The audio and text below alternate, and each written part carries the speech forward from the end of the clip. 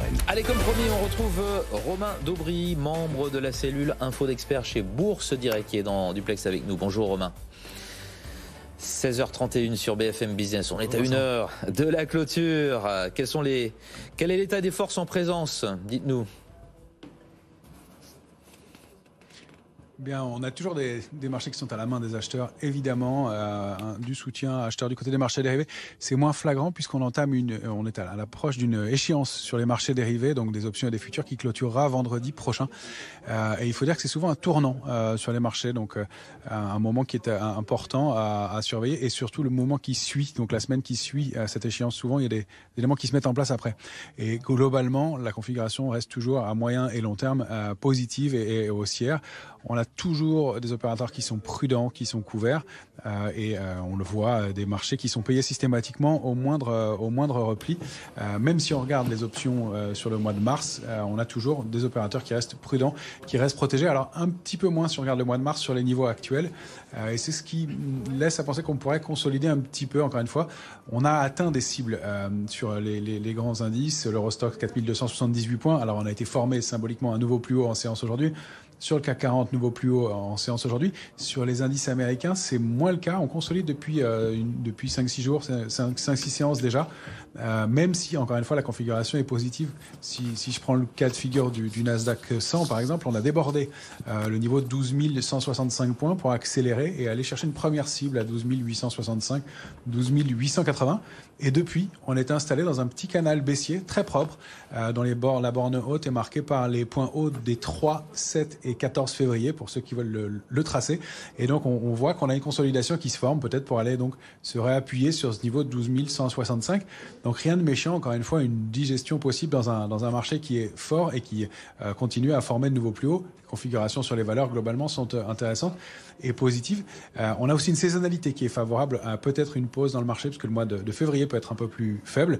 Pour l'instant, pas de signaux majeurs d'invalidation.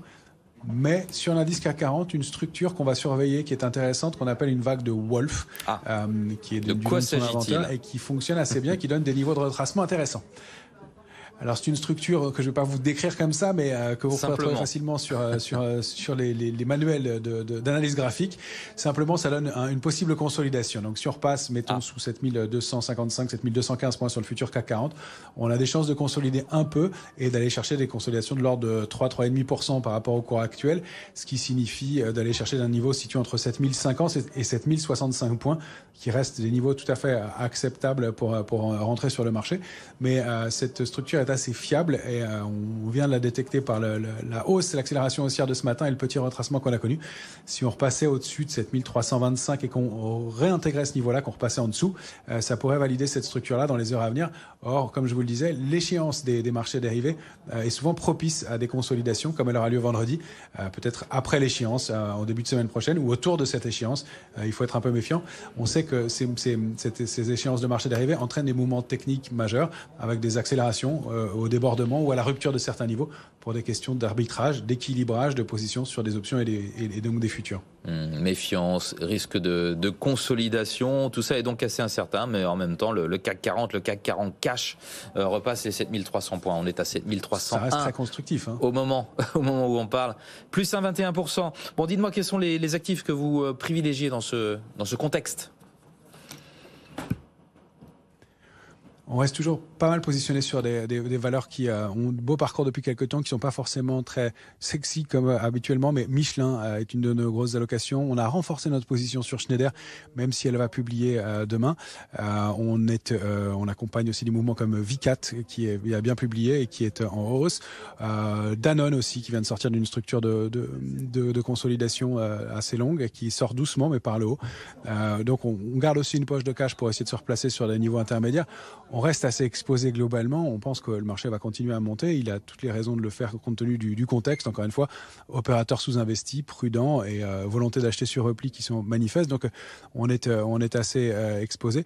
On cherche des opportunités plutôt sur du stock picking et on arbitre évidemment, on équilibre. Il y a pas mal d'éléments et de choses à faire aussi en cours en intraday grâce à cette volatilité. Globalement, encore une fois, on est plutôt exposé sur des valeurs un peu value. Merci beaucoup Romain pour cette analyse. Romain Daubry, membre de la cellule Info d'Experts chez Bourse Direct.